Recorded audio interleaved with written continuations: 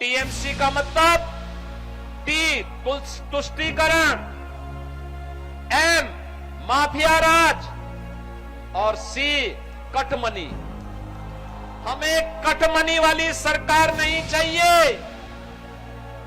हमें तो इन नौजवानों के हाथों को कार्य देने वाली सरकार चाहिए। इन बहनों के लिए कार्य देने वाली सरकार चाहिए।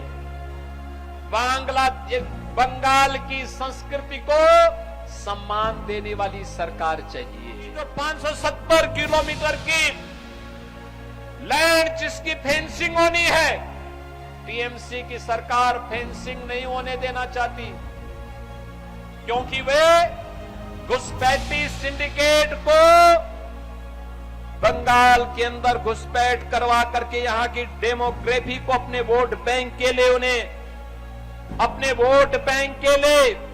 उन्हें इस्तेमाल करना चाहते हैं। टीएमसी ने बंगाल को क्राइम कैपिटल बना दिया है। हमें क्राइम कैपिटल नहीं बनने देना है बंगाल की पावन धरा को। और यही कहने के लिए मैं आज आपके पास आया हूं।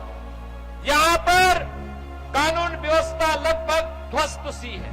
आरजी कर मेडिकल कॉलेज में कैसी घिनौनी घटना घटित हुई थी, ममता दीदी मौन थी, क्योंकि टीएमसी के गुंडे उसमें कहीं न कहीं से लिप्त पाए गए थे। और इसीलिए तो ये लोग अब सत्ता संचालन के अधिकारी नहीं हो सकते।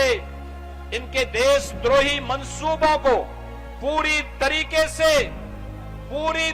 से समाप्त करने का इस समय आ गया है। बहनों और भाइयों, इसीलिए मैं आप सबका आह्वान करने के लिए आया हूं। ये पावन धरा जिसने कभी भारत को एक नई दिशा दी थी, आज आपके सामने एक अवसर है। याद करिए, ब्रिटिश गवर्नमेंट ने 1905 में बंगाल विभाजन का एक षड्यंत्र रचा था। पूरा बंगाल उठ खड़ा हुआ था उसके खिलाफ। पूरा बंगाल उठ खड़ा हुआ था। स्वदेशी का नारा बंगाल ने दिया था और बंगाल से निकला स्वदेशी का नारा भारत के अंदर आजादी का मंत्र बन गया था। आजादी का मंत्र बना था। 1857 की प्रथम स्वातंत्र समर की लौ इसी बंगाल की धरती ने चलाया था, बैरकपुर में। याद करिए, यही बंगाल की धरा है जो लगातार जब भी अंगड़ाई लेती है, पूरा देश उसके साथ खड़ा होता है।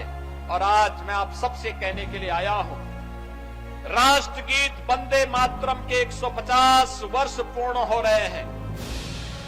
प्रधानमंत्री मोदी जी ने संसद का विशेष सत्र बुलाया था। हमने भी उत्तर प्रदेश विधानसभा में वंदे मातरम के 150 वर्ष पूर्ण होने पर विशेष सत्र का आयोजन किया था। लेकिन जिस बंगाल से बंकिम चंद्र चट्टोपाध्याय की अमर और कालजयी कीर्ति आनंद मठ के उस गीत ने भारत के अंदर आजादी का बिगुल फूंका था, वंदे मातरम के माध्यम से